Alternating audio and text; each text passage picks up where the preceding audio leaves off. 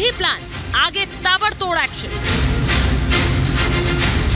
देवबंद का दारुल उलूम, जो खुद को देश की सबसे बड़ी इस्लामिक संस्था कहता है, उसने भारत विरोधी मुहिम गजवाए हिंद के इस्लामी कब्जे को मान्यता दे दी। दारुल उलूम ने फतवा जारी कर गजवाए हिंद को न सिर्फ सही ठहराया, बल्कि भारत में इस्लामिक कब्जे के लिए लड़कर मरने वालों को शहीद बताया। दारुल उलूम के इस विवादित फतवे के बाद एनसीपीसीआर ने सहारनपुर के डीएम और एसपी को नोटिस भेजकर कार्रवाई की मांग की है।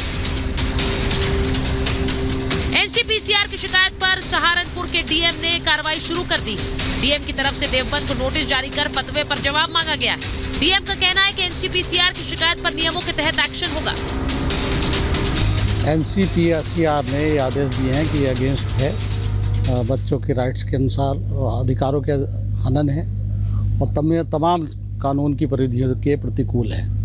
उसका राष्ट्रीय एनसीपीसी का एक आर्डर प्राप्त हुआ है, जिसमें एफआईआर दर्ज करने के निर्देश दिए गए हैं। जो भी लोग इसकी परिधि में आएंगे, उत्तरदायी होंगे, उनके खिलाफ कार्रवाई की जाएगी। दारुल उलूम की तरफ से गजवाए हिंद को सही ठहराए जाने पर राजनीतिक दलों ने नाराजगी जाहिर की है। बीजेपी ने जहां दारुल उलूम के नफरती एजेंडे पर हमला बोला, वहीं जेडीयू ने देवबंद के फतवे को सिरे से खारिज कर दिया।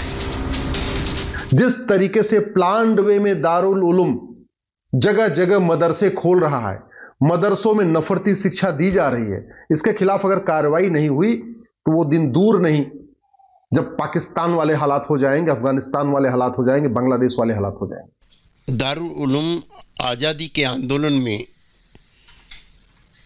मुस्लिम लीग के भी और मोहम्मदी अली जिन्ना के पाकिस्तान कंसेप्ट के खिलाफ था।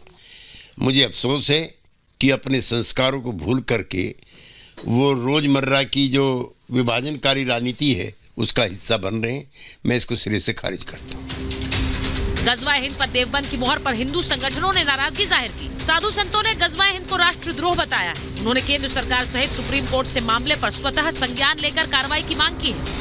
हम लोग कहते थे कि ये देश को गजवाए हिंद कैसे बनाना चाहते हैं, जो ये सिमी है और पीएफआई है जिस पे प्रतिबंध लगा है, तो उसकी कहीं ना कहीं संगठन उस जो कट्टरपंथियों का समर्थन ऐसे दारुल उलूम जैसे संस्थाएं कर रही थी।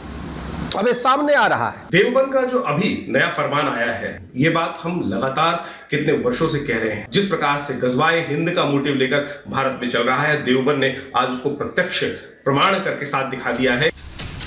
भारत में इस्लामिक शिक्षा के नाम पर चल रहा देवबंद बच्चों की जिस तरह से नफरती पाठ पढ़ा रहा है, उससे कई सवाल खड़े हो रहे हैं। सवाल ये कि क्या देवबंद देश विरोधी गतिविधियों को हवा दे रहा है? क्या दारुल उलूम देश में इस्लामिक कब्जे के षड्यंत्र में शामिल है? सवाल ये भी कि जब एक शैक्षणिक संस्था ही नफरती बीज बोने लगे तो उस पर भरोसा कैसे किया जाए? Bureau report, Republic Bharat. और मेरे साथ आज महाभारत में जो मेहमान है, परिचय आपसे करा देती हूँ। हमारे साथ एजुकेशनिस्ट, राजनीतिक विश्लेषक फिरोज बख्त अहमद साहब स्टूडियो में जुड़ गए हैं। हमारे साथ आचार्य शैलेश तिवारी, हिंदू धर्मगुरु हैं। सोशल एक्टिविस्ट अंबर जैदी जी हमारे साथ स्टूडियो में हैं। हमारे साथ यहाँ पर हाजिर खान साहब हैं, इस्लामिक स्कॉलर हैं। इस्लामिक स्कॉलर और वकील बिलाल खान साहब हमारे साथ हैं। प्रेम कुमार जी राजनीतिक विश्लेषक हैं और साथ ही वरिष्ठ पत्रकार हैं। बहुत बहुत स्वागत आप सभी का। हमारे साथ थोड़ी देर में अश्विनी उपाध्याय जी भी जुड़ेंगे, वरिष्ठ पत्रकार हैं। मैं शुरुआत सबसे पहले कर लेती हूँ आपसे खान साहब। जिस तरह की ये तस्वीर एक सामने आई, मैं तो पहले ये समझना चाह रही हूँ कि किसी भी मंच पर हाजिर खान साहब, ये कैसे बताया जा सकता है कि देश के खिलाफ एक जंग लड़के उसका इस्लामीकरण करो और ये सबसे बड़ी शहादत होगी? हाजिर खान साहब। देखिए मैडम, बात यह है कि जो गज़वाए हिंद के बारे में इस्लामिक थॉट के एतबार से कहा जाता है, वो अभी नहीं, सैकड़ों साल बाद होगा। ये सब खेल बनाया जा रहा है सियासी। हम ये कहते हैं कि अगर कोई चीज सैकड़ों साल बाद भी क्यों होगा? सैकड़ों साल बाद भी क्यों होगा? प्रॉफिट बिल्कुल गलत। अरे भाई, आप अपनी बारी में बोलिएगा। सनातनी का है तो सनातनी जो है पूजा को मना कर रहे हैं, आप कर रहे हो, तो ये हमारा थोड़ी कसूर है।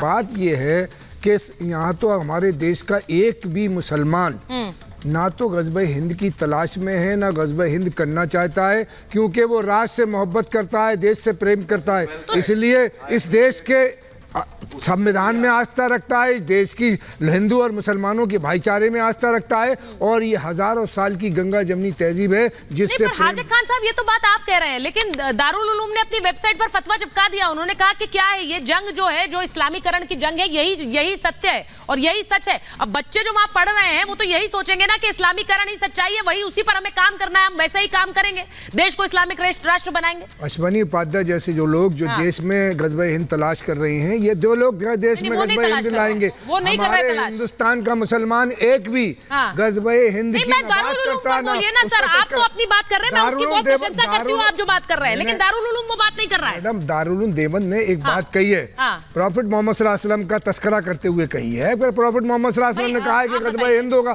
तो अगर उसमें हमारा क्या कसूर है? 1445 साल पहले कहा गया, उसमें हमारा बताएंगे। लेकिन मुझे लगता है देश के खिलाफ जंग लड़ने के लिए प्रेरित बच्चों को कैसे किया जा सकता है? देखिए, सबसे पहली बात तो जिस तरह के धार्मिक जितने भी संस्थान है या मजहबी इदारों की जिनकी बात करें, ये वैसे भी हम जो भारत का संविधान है उसके उलट है, क्योंकि अंडर एज बच्चों को किसी भी तरह की स्पेशलाइज एजुकेशन हम नहीं दे सकते। लेकिन मैं मुद्दे पर आती हूँ सुचारिता, ये मुद्दा हम बहुत समय से उठा रहे हैं कि देवबंद की वेबसाइट पे इस तरह के आप शब्दों का इस्तेमाल होता है, देश विरोधी चीजें बताई जाती हैं। लेकिन मैं यहाँ पर ये कहना चाहती हूँ कि निसाई का जो उन्होंने रेफरेंस देते हुए, क्योंकि गज़वे हिंद की बात, सबसे पहले तो मैं बताना चाहती हूँ कि गज़वा क्या होता है।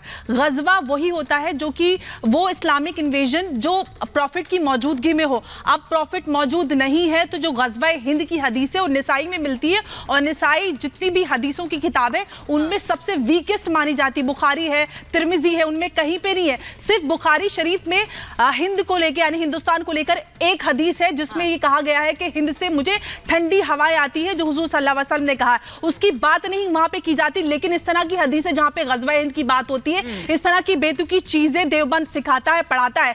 मौलाना मनाजिर हसन ने 1956 में कहा था कि देवबंद का, दारुल उलूम का जो सिलेबस है वो इररेलेवेंट है, उसको बदलना चाहिए। यूपी सरकार को इस पे कदम उठाना चाहिए कि इररेलेवेंट चीजें वो उठाना पड़ेगा, वो कदम उठाना पड़ेगा, क्योंकि किसी तरह की जंग के लिए प्रेरित नहीं कर सकते। 1000 साल बाद होगा, आपकी हिम्मत कैसे हो कि 1000 साल बाद आप देश में गज़वा करेंगे? और सवाल बोला कैसे, आपने बोला कैसे कि आप गज़वा करेंगे? आपकी इतनी हिम्मत, बिलाल जी, क्या भारत में बैठकर भारत के गज़वे की बात करते हैं? मैडम, आप बेतुकी बात नहीं करेंगे। एक बार जरा कॉन्टेक्स्ट में बताइए। इंडिया बात करते हैं, चिल्लाओ मत। आपकी बात की तो मैंने भी तारीफ की, लेकिन हकीकत तो कुछ और है जो वहां दिख रही है। कि मेरे और आपको आई ठंडी हवा। एक सेकंड, मैं बिलाल जी और फिरोज बख्श साहब, आप तो खुद एजुकेशनिस्ट हैं, आप